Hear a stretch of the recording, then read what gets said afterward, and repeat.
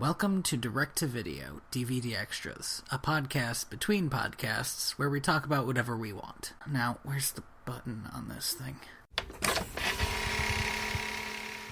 I want to talk about the big problem with this movie, because this movie has a big problem. Uh-oh. And the big problem... I thought we'd gone over the big problems. The big problem with this movie is that more so than in the original animated film, I really fucking wish everyone had a French accent. Or no one did. There were so many big English actors in this movie, and when I kind of realized that, I was like, that's weird, isn't it? Why is everybody a big English actor in this movie? Why are they get all these English? This isn't fucking Middle Earth. Although, Josh Gad does have a pretty great, sort of slight French accent while he's singing, when he's singing Gaston. Yeah. In so much, and actually Emma Watson does it too, where if they say the word Gaston in a song, they almost but not quite drop the N. Yeah. It like slides in at the last second. Yeah, they go real light on the N, and I liked that. But yeah, you're right. and like, again, my problem isn't that nobody has a French accent. My problem is that commit one way or the other. Either everyone has a French accent or nobody has a French accent, because it just feels weird to have like all of these like kind of British people and American guy, and then like you go to the castle and there are all these British people and one French guy who's really French. Really French. And did I mention that? I'm sorry, I'm interrupting you for another thought that I lost earlier. You're good. While we were talking about Gaston, I thought, we don't know what Gaston lost. We never find out who or what he lost for what would have been most of his childhood. And maybe the reason he ended up that way was because of the curse, in some way. And maybe he grew up without a dad, and we just never hear about it. It was just something that came to my mind, and I was thinking about. If I were to give Gaston a backstory to help explain why he is the way he is, I would think that, like the Beast, he would have been raised by his father and only his father. But I think it would have been more of his father being this like military man who really valued his son being a man and wanted his son to strive to be a man. That's, I think, what I believe happened. But the fact that the town was different for an unspecified amount of time, means that something, statistically speaking, something happened to his family, and we never get to hear about it because, again, he dies. And anybody who would have said, "Hey, it's Gaston," they're just not. They just can't anymore. They can't say that because at the end of the movie, again, there are crowds of people come in meeting the people they had forgotten about for unspecified amount of time, probably 10 years. Yeah. Well, that was just my thought with it, because at the end of the movie, when they started showing how everybody was meeting somebody, I thought, well, he definitely should be meeting somebody, and maybe it wouldn't have changed who he was, or maybe it would have. And we'll literally never know. That's the thing, though, is the movie implies that he was always this way, and also that he was gone because he was at a war. Like, he had just gotten back from a war. Right. But how old is he, and how long was the war? And there's a lot of stuff. We never know about timelines in this movie. We know more about... It does a lot better with giving us passage of time than the original one did, but it doesn't actually say the curse took place this long ago and let you build a bigger timeline. Yeah. I don't know. It's just a thought I had. Yeah. It's just this weird, loose plot thread.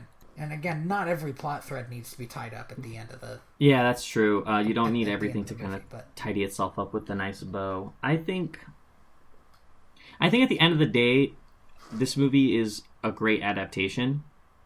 Mm-hmm. But it's also kind of, that's all it is. And that's fine, because Beauty and the Beast, as it is... Well, how do you mean? Well, because at the end of the day, like, yeah, they make some tweaks here and there, but at the end of the day, the overall effect of the movie hasn't changed. Okay. The plot works itself out pretty much the same. The characters go through similar growths. Like, they've tweaked and micromanaged small parts of the film, but it's the same movie. It's just live action. And yeah, well, here's the thing about that. Because of the one tweak that they did that made... Because we spent so long talking about all the crazy shit that definitely happened in the original movie because of the curse. When they changed that curse, it made me think about, okay, what other crazy shit happened? And one of the things I thought about was also the fact that now the town doesn't seem as terrible as it was in the animated movie. And if the whole town wasn't enabling Gaston, how did he end up that way? How did he end up at that point? I don't know. The town still has its problems. I mean... Yeah. But you're right. But what I mean to just say is like, yeah, like the back end of the story changes drastically. The lore implications, yeah, those are massively different. But the story that's being told, right, same story. It's the same story, and that's not bad. That's not bad. It's a good story. It's a damn good story.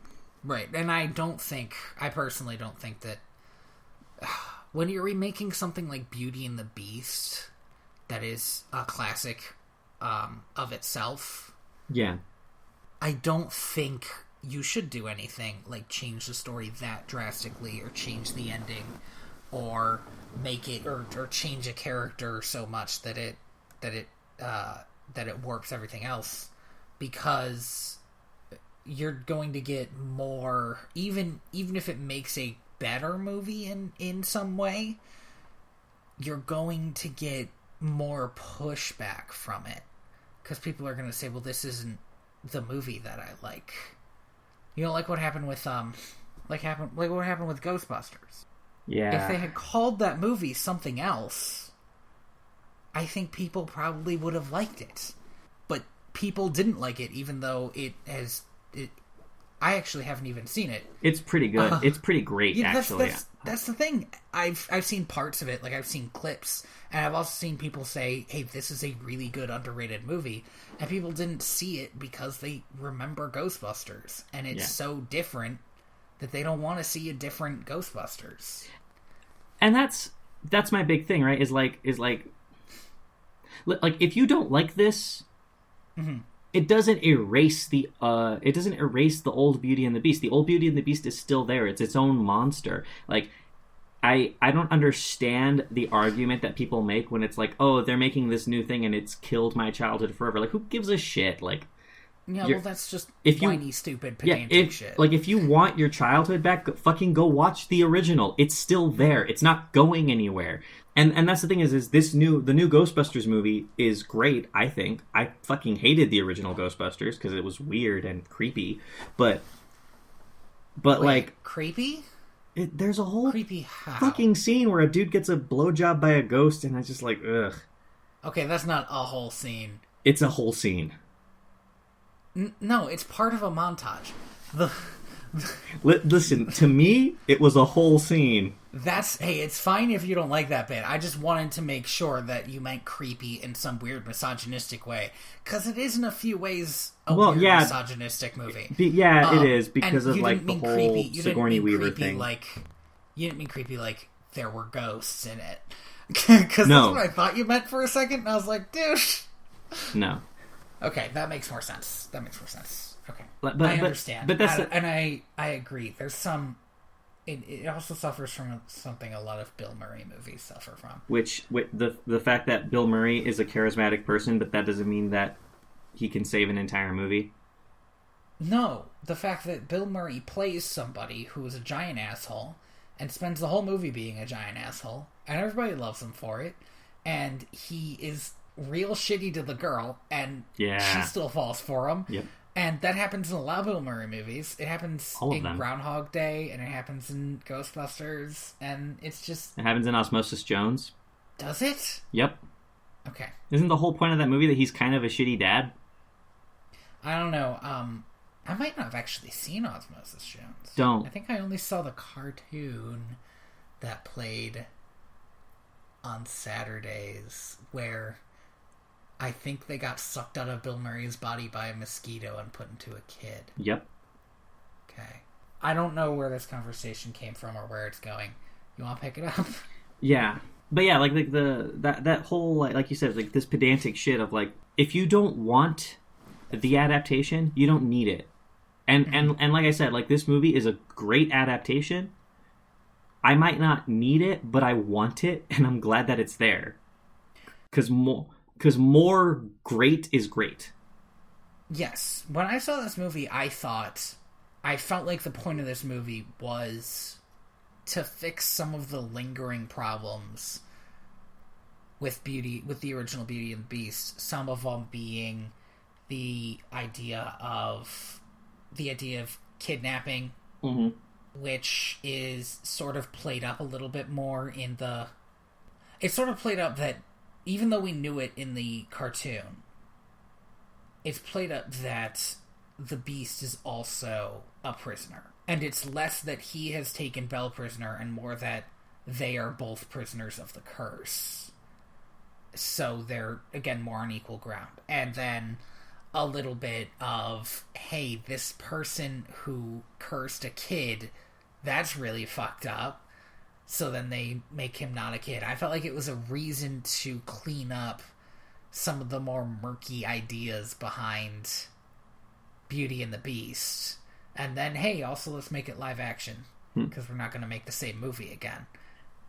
But I mean, the thing is like, yeah, like I said, like, yeah, they tweak it and they fix some stuff. But at the end of the day, like what happens when you do this, like them fixing a couple of bugs. Like this movie has its own set of kind of problems. Yeah, and I honest to God think that's beautiful.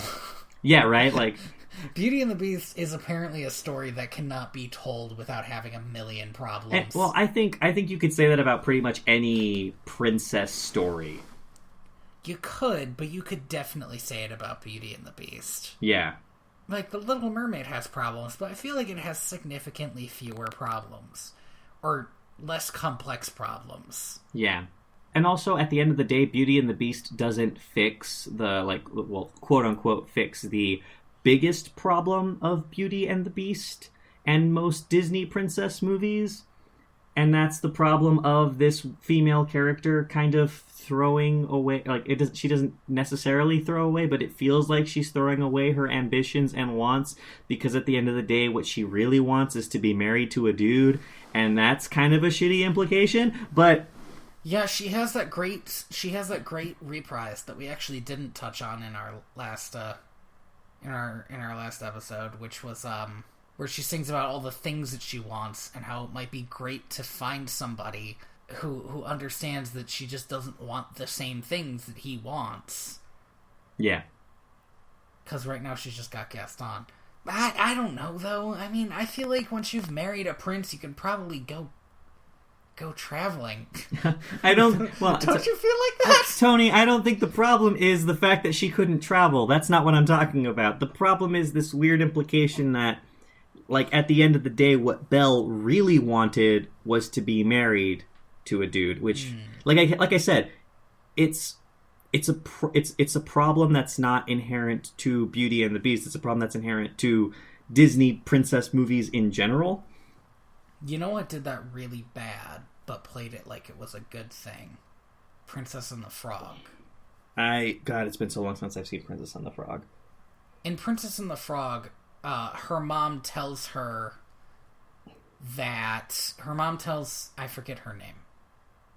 The girl. Tiana? Sure, yes. Her mom tells Tiana that her father might not have gotten everything he wanted, but he had what he needed. And what she meant was a family.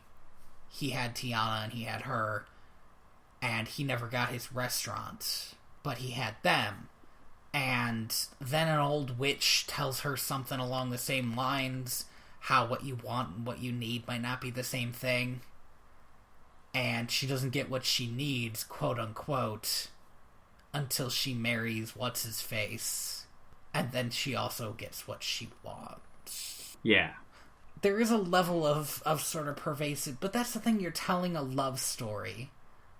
And you want to give them more complex... Because if you watch a romantic comedy, all anybody talks about is wanting to be in love. Mm-hmm. And you don't want that either, because then that's not a character that you care about. Because, okay, fine, they want to be in love, they fall in love, great. So you want them to want something else.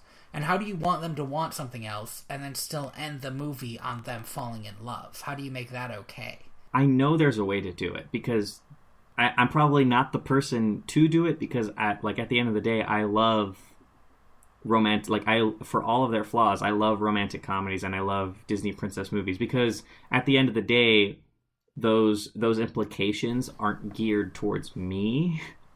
Mm-hmm. Right? Yeah, that's the level of it, definitely. Because at the end of the day, when I watch romantic comedies and Beauty and the Beast, I get a lot of good positive vibes, and as well as some other bad stuff, like the masculine implications of. Well, okay, actually, I do want to talk about this later, but yeah, like the implications of masculinity and stuff. That's a whole different topic. Mm-hmm. But I will say that I did enjoy this. I did enjoy the fact that in this universe, the prince is very obsessed with being beautiful. Mm-hmm. And like at the beginning of the movie, when he's getting all dressed up to go to the ball in this very kind of traditionally French feminine way, mm-hmm. I really liked that touch. Mm-hmm. And I really liked the fact that the actor that they got to play the prince isn't like square jaw handsome. Yeah. Oh, and here's the other thing, because we talked about this last time. The transformation sequence was a lot more... I was a lot more okay with it for a few reasons. I think one of the reasons was his face is under all that hair somewhere. Like, they took his face and put a beast face on it. Yeah. But it's still his face in there. Actually, something I noticed was, in the cartoon, the beast... I remembered thinking this. I don't think the beast could kiss. Because he had huge fangs that pointed upwards. Yeah. I don't think he would be able to, like, purse his lips the right way.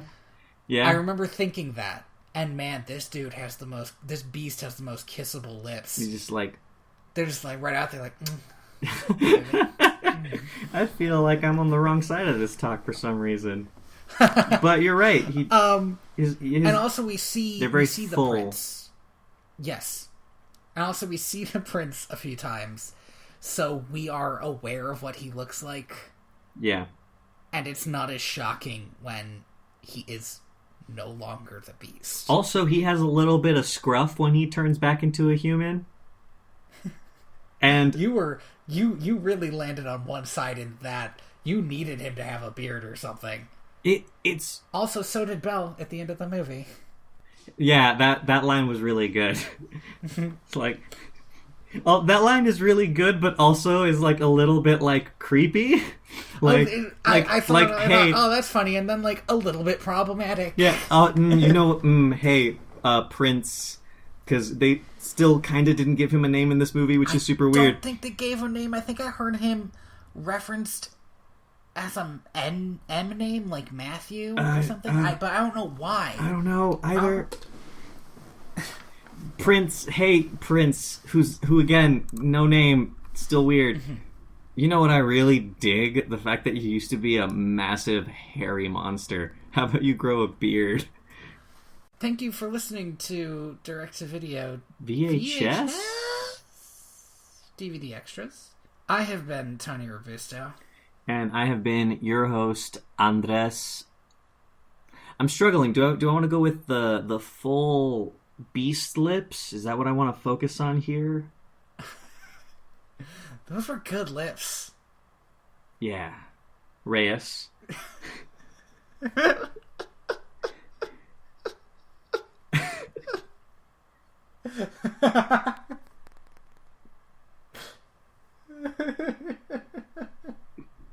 I don't know why that got me.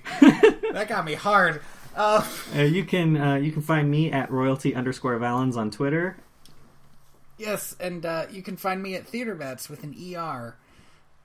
Remember to check us out on iTunes or Google or our website, wherever you find our podcasts. And if you can, give us that sweet, sweet 5-star review. It really helps get us on the leaderboards. Yeah, and let's do a real sit-down chat about this, because we have a decent amount of listeners, and I am very happy for all of you are here joining us. Somebody leave a goddamn review. We have 4 listeners in China.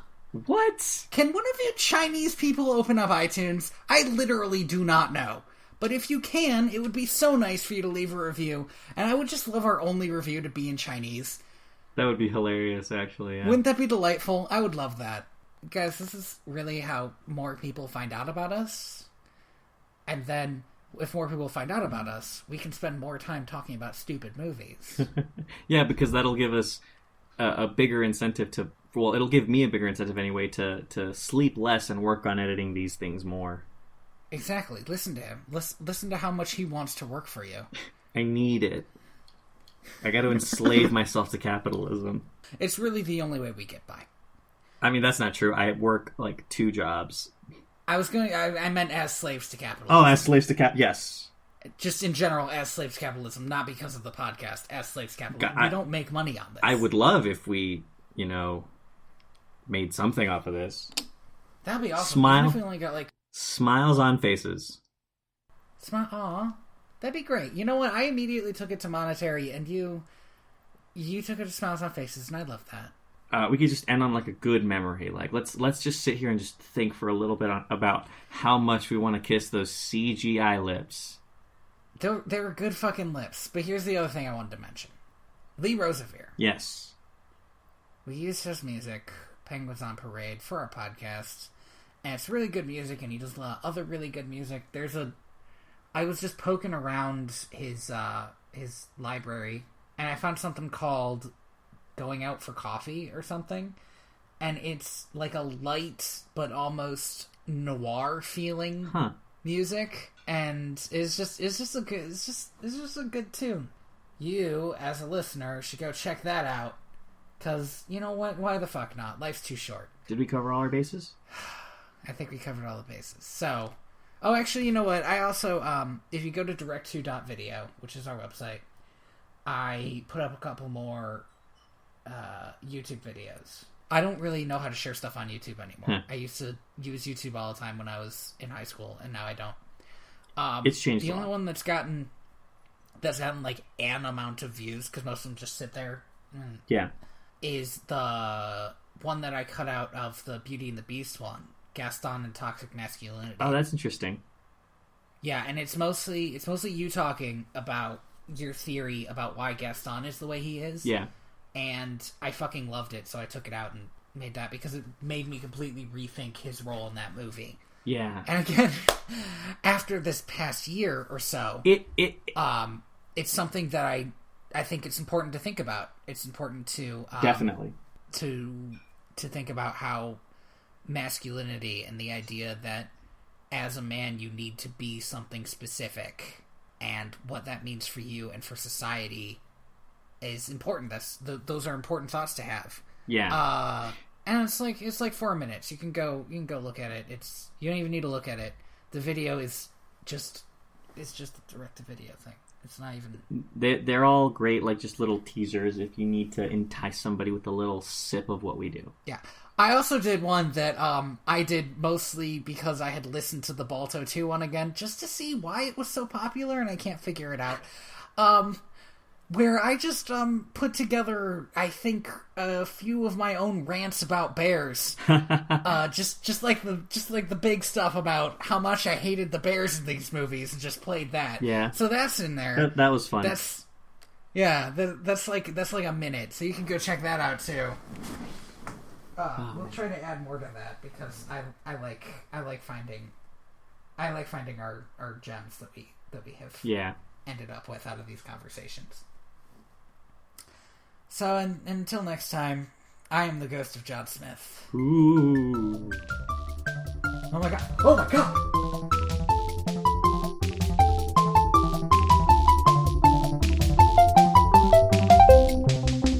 So, yeah, we're probably just cut all of that out.